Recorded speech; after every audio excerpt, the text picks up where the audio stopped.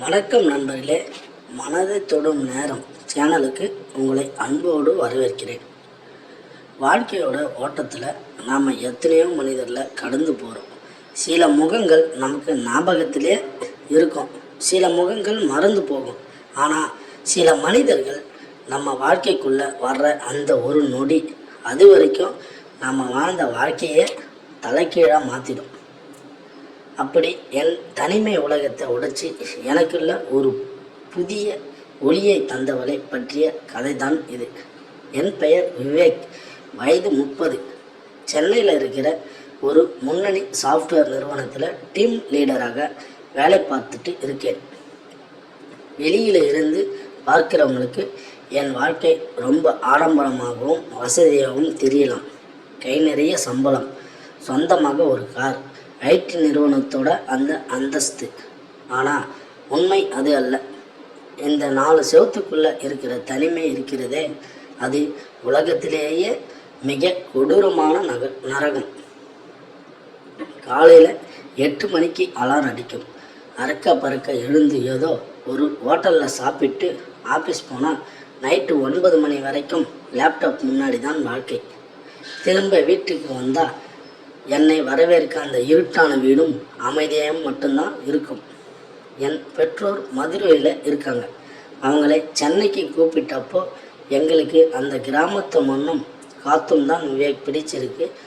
இந்த அடுக்குமாடி குடியிருப்பு நரகம் எங்களுக்கு வேண்டாம்னு சொல்லிட்டாங்க.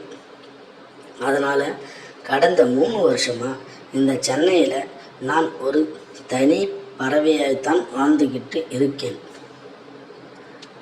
அப்படி ஒரு சூழ்நிலையில்தான் போன வருடம் எங்கள் ப்ராஜெக்ட் டீமிற்கு புதுசாக ஒரு பொண்ணு வேலைக்கு சேர்ந்தாள். அவள் பேர் மேகலா, வயது 28 இருக்கும். முதல் நாள் அவள் ஆஃபீஸுக்குள்ளே வந்தப்போ நான் அவளை நிமிர்ந்து பார்த்தேன்.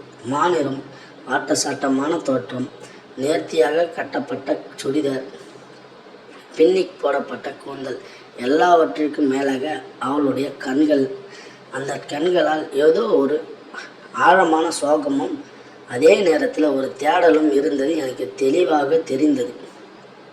அவளை என் டீமுக்குள்ளே அலகேட் செஞ்சுருந்தாங்க. ஹலோ விவேக், நான் மேகலா, இனி உங்கள் டீமில் தான் ஒர்க் பண்ண போகிறேன் அப்படின்னு ரொம்ப மென்மையான குரலில் சொன்னான். நான் அவளுக்கு கை கொடுத்து வெல்கம் டு டீம் மேகலா என்றேன். ஆரம்ப நாட்களில் அவள் ரொம்ப அளந்தா தான் பேசுவாள். அவளோட வேலை, அவளோட சிஸ்டம், இதை தாண்டி அவள் யாரு கூடவும் அரட்டை அடிக்க மாட்டாள். லஞ்ச் பிரேக்கில் கூட தனியாக உட்காந்து தான் சாப்பிடுவாள். ஒரு டீம் லீடராக எனக்கு அவளோட இந்த குணம் கொஞ்சம் விசித்திரமாக தெரிந்தது. ஏன்னா ஐடி ஆஃபீஸ்னாலே எல்லோரும் ஜாலியாக அரட்டை அடிச்சுட்டு இருப்பாங்க. ஆனால் மேகலா அப்படி இல்லை. ஒரு நாள் அவளோட ஃபைல்களை செக் பண்ணிவிட்டு அவகிட்ட பேசினேன். அவள் சொன்ன அந்த யாரும் பழக்கம் இல்லை அப்படிங்கிற வார்த்தை எனக்குள்ள ஏதோ ஒரு தாளத்தை ஏற்படுத்தியது. ஏன்னா நானும் அதே தனிமை பாதையைத்தான் கடந்து வந்தவன். நாட்கள் நகர்ந்து கொண்டிருந்தது. அக்டோபர் மாதம் சென்னையில் வழக்கமான வடகிழக்கு பருவமழை தீவிரமடைந்து நேரம் அது. அன்னைக்கு எங்கள் ப்ராஜெக்டோட முக்கியமான டெலிவரி இருந்தது.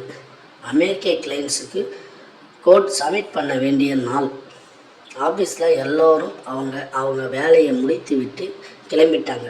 ஆனால் எங்கள் மாடியில் நானும் மேகலாவும் மட்டும்தான் தங்கி இருந்தோம். மணி அப்போ நைட்டு 10 இருக்கும். வெளியில் சும்மா பேய் மழை பீச்சி இருந்தது. ஜன்னல் கண்ணாடிகள் எல்லாம் காற்றுல பலமாக அதிர்ந்துட்டு இருந்தது. இடியும் மின்னலும் மாறி மாறி சென்னையை ஒழுக்கிக்கிட்டு இருந்தது. மேகலா, இன்னும் எவ்வளவு நேரம் ஆகும்? மழை ரொம்ப அதிகமாகுது, சீக்கிரம் முடிங்க, கிளம்பலாம் என்றேன். இன்னும் 5 நிமிடம் விவேக், இதோ லாஸ்ட் பேட்ச் அப்லோட் ஆகிட்டு இருக்கு என்றாள் அவள். அப்போதுதான் அந்த விபரீதம் நடந்தது. திடீரென ஒரு பயங்கர இடி சத்தம். நாங்கள் உட்கார்ந்துட்டு இருந்த பில்டிங்குக்கே ஒரு நிமிஷம் குலுங்கின மாதிரி இருந்தது. அடுத்த நொடியே ஆஃபீஸில் இருந்து மொத்த பவரும் கட் ஆகிடுச்சு. வழக்கமாக வர யூபிஎஸ் பேக்கப் கூட ஏதோ தொழில்நுட்ப கோளாறுல வேலை செய்யலை. மொத்த ஆஃபீஸும் கும்மிருட்டில் மூழ்கிடுச்சு. கையை கண் முன்னாடி வச்சு கூட தெரியாத அளவுக்கு இருட்டு. நான் என் ஃபோனை எடுத்து டார்ச் ஆன் பண்ணலாம்னு நினச்சேன். ஆனால் நான் என் ஃபோனை தேடுறதுக்குள்ள இருட்டில் இருந்து ஒரு தவிப்பான பயந்த குரல் கேட்டது. விவேக், விவேக், எங்கே இருக்கீங்க? எனக்கு பயமாக இருக்கு. அது மேகலாவோட குரல். அவளோட குரல் மரண பயம் தெரிந்தது. நான், மேகலா, பயப்படாதீங்க, நான் இங்கே தான் இருக்கேன்னு சொல்லி எழுப்ப முயன்றேன். ஆனால் அடுத்த நொடியிலே இருட்டுக்குள்ளே வேகமாக ஓடி வந்து அவளோட காலடிகள் எனக்கு கேட்டுச்சு. சற்றென்று என் மேல் வந்து மோதினாள். பயத்தின் உச்சியில் இருந்த நான் தன் கைகளை இரண்டையும் என் கழுத்தை கட்டி அணைச்சிட்டு என் நெஞ்சோடு இறுகை பற்றி கொண்டாள். அந்த உன்னதமான கணம் அவளோட முழு உடலும் பயத்தால் நடுங்கிக்கிட்டு இருந்தது. தன் மார்பை என் மேல் பக்கமாக அழுத்தியபடி என் நெஞ்சுக்குள் அடைக்குளம் புகுந்தாள் அவள். அவளோட வேகமான மூச்சு காற்று என் கழுத்தில் பட்டு தெரிச்சது. அவளோட இதய துடிப்பு அது அவளோடது இல்லை, என்னோடது தான் தெரியாத அளவுக்கு ரெண்டும் ஒன்றா துடிச்சது. நான்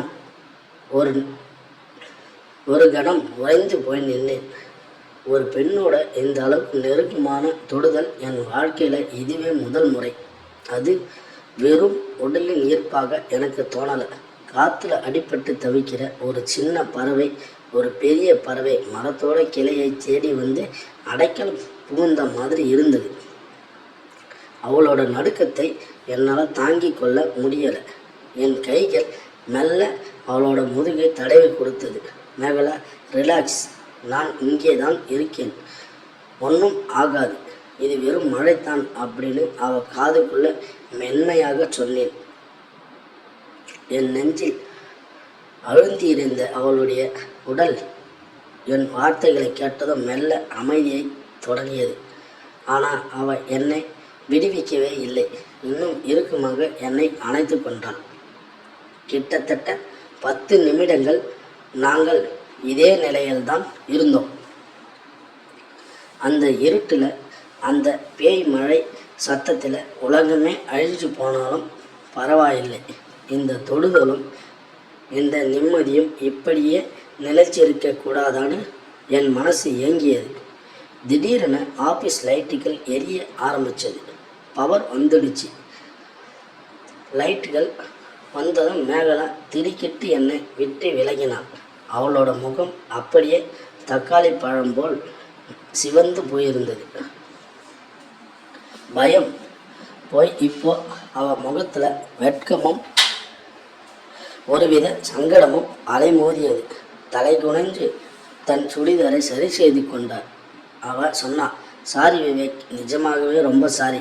எனக்கு சின்ன வயசுல இருந்து இருட்டானாலும் இடி சத்தமானாலும் ஒருவித பயம். என்ன அறியாமலேயே நான் உங்ககிட்ட என்று வார்த்தை வராமல் தவித்தாள். நான் அவளோட தவிப்பை புரிஞ்சுக்கிட்டேன். சிரிச்சேன். மேகலா, இதில் சாரி கேட்க எதுவுமே இல்லை. ஒரு தோழனாக உங்கள் மேல் எனக்கு மதிப்பு இருக்குது.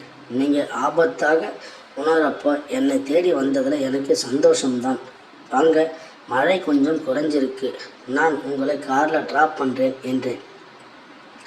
அன்னைக்கு நைட் அவளோட ரூமில் ட்ராப் பண்ணிவிட்டு நான் வீட்டுக்கு வந்தேன். ஆனால் அன்னைக்கு இரவு எனக்கு தூக்கமே வரவில்லை. படுக்கையில் படுக்கும்போது என் நெஞ்சில் அவளோட அந்த அழுத்தமான தொடுதல், அவளோட உடம்போட வாசம், அந்த நடுக்கம் எல்லாமே என் மனசுக்குள்ளேயே சோன்றிக்கிட்டே இருந்தது. மறுநாள் காலையில் ஆஃபீஸுக்கு போனப்போ எங்கள் 2 பேருக்குள்ளும் ஒரு மெல்லிய மாற்றம் இருந்தது.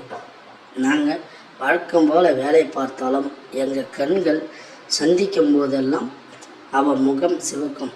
நான் மெல்ல புன்னகைப்பேன். அந்த ஒரு இரவு எங்களுக்குள்ளே இருந்த அந்த ஆஃபீஸ் ஃபார்மாலிட்டியில் அப்படிங்கிற சுவரை உடைச்சி எரிஞ்சிருந்தது. இப்போது நாங்கள் வெறும் கொலீக்ஸ் இல்லை, நல்ல நண்பர்களாக மாறினோம். தினமும் சாயங்காலம் ஆஃபீஸுக்கு கேன்டீனில் அல்லது பால்கனில் நின்று காஃபி குடிச்சிக்கிட்டே பேசுகிறத எங்கள் வழக்கமாயிடுச்சு. அப்படி ஒரு நாள் பேசும்போது மேகலா அவளோட கடந்த காலத்தை பற்றி என்கிட்ட சொன்னான். மேகலா, விவேக், எனக்கு 15 வயது இருக்கும்போதே எங்கள் அப்பா இறந்துட்டாங்க. அம்மா மட்டும்தான். தம்பி இன்னும் காலேஜ் படிச்சுக்கிட்டு இருக்கான். குடும்பத்தோட மொத்த பொறுப்புகளும் என் மேலே தான் இருக்குது. திருச்சி மாதிரி ஒரு சின்ன ஊரில் இருந்து சென்னைக்கு வர்றப்ப எனக்குள்ள அவ்வளோ பயம் இருந்தது. இங்கே எல்லாரும் ஓடிக்கிட்டே இருக்காங்க. யாருக்கும் யார் மேலேயும் அக்கறை இல்லை. விவேக், எனக்கும் அதே உணர்வு தான் மேகலா.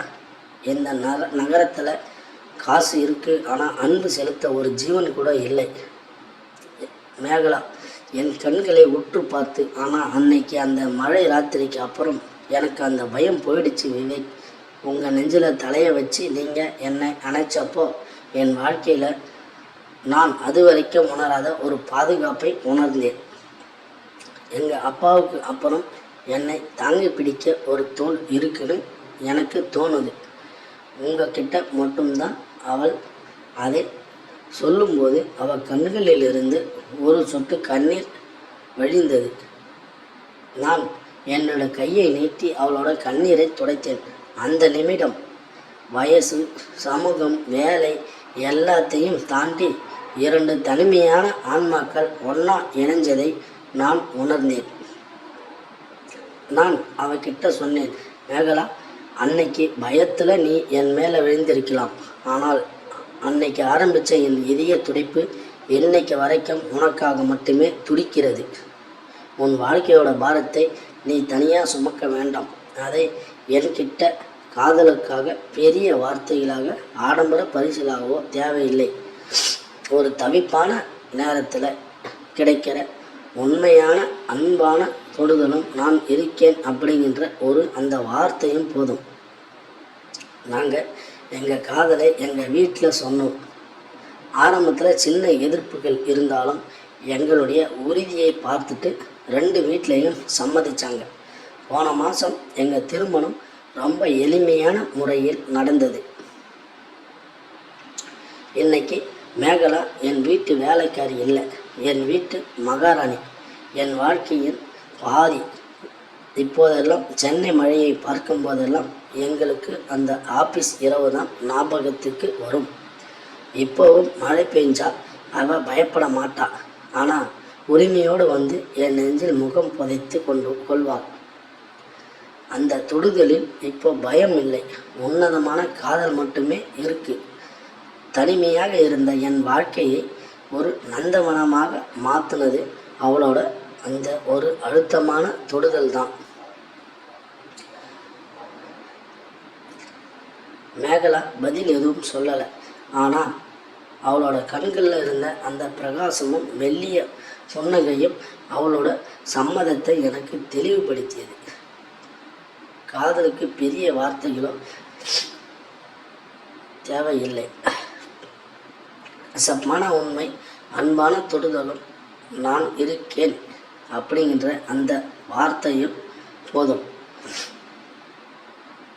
நாங்கள் எங்கள் காதலை வீட்டில் சொன்னோம்.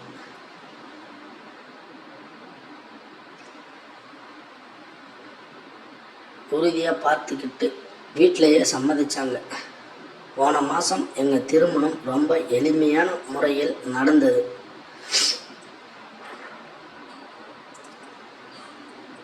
இன்னைக்கு மேகலா வீட்டு வேலைக்காரி இல்லை, என் வீட்டின் மகாராணி, என் வாழ்க்கையின் பாதி. இப்போதெல்லாம் சென்னை மழையை பார்க்கும் போதெல்லாம் எங்களுக்குள் அந்த ஆஃபீஸ் இரவு தான் ஞாபகத்துக்கு வரும். இப்போவும் மழை பெஞ்சா அவள் பயப்பட மாட்டாள். ஆனால் உரிமையோடு வந்து என் நெஞ்சில் முகம் புதைத்து கொள்வாள். அந்த தொடுதலில் இப்போ பயம் இல்லை, உன்னதமான காதல் மட்டும்தான் இருக்கு. தனிமையாக இருந்த என் வாழ்க்கையை ஒரு நந்தவனமாக மாற்றினது அவளோட அந்த அழுத்தமான தொடுதல் தான். அன்பு நேயர்களே, பயத்தில் தொடங்கி காதலில் முடிந்த விவேக் மற்றும் மேகலாவின் இந்த ஆழமான காவியம் உங்கள் மனதை தொட்டு இருக்கும்னு நான் நம்புகிறேன். வாழ்க்கையில் நீங்களும் எப்போது மாதிரி ஒரு பாதுகாப்பான உண்மையான தொடுதலை உணர்ந்திருக்கீங்களா? உங்களுடைய கருத்துக்களை கீழே இருக்கிற கமெண்ட் பாக்ஸில் மறக்காமல் சொல்லுங்கள். இந்த உணர்வுபூர்வமான கதை உங்களுக்கு பிடித்திருந்தால் உடனே ஒரு லைக் போடுங்க. உங்கள் நண்பர்களுக்கும் இந்த கதையை ஷேர் பண்ணுங்கள். முக்கியமாக நம்ம சேனலை சப்ஸ்கிரைப் பண்ணுங்கள். அப்போ தான் இது போன்ற ஆழமான கதைகள் தொடர்ந்து கேட்க அந்த ரெட் கலர் சப்ஸ்கிரைப் பட்டனை கிளிக் பண்ணிக்கோங்க. பக்கத்தில் இருக்கிற பெல் பட்டனை ப்ரெஸ் பண்ணிக்கோங்க. அப்போ தான் நான் போடுற அடுத்த கதைகள் உங்களை தேடி வரும். மீண்டும் ஒரு சுவாரஸ்யமான மனதை உழுக்கும் கதையோடு உங்களை சந்திக்கிறேன். அதுவரை உங்களிடமிருந்து விடைபெறுவது உங்கள் அன்பான கதை சொல்லும் நண்பர். நன்றி, வணக்கம். மேலும் மற்றொரு வீடியோவில் நாம் சந்திக்கலாம்.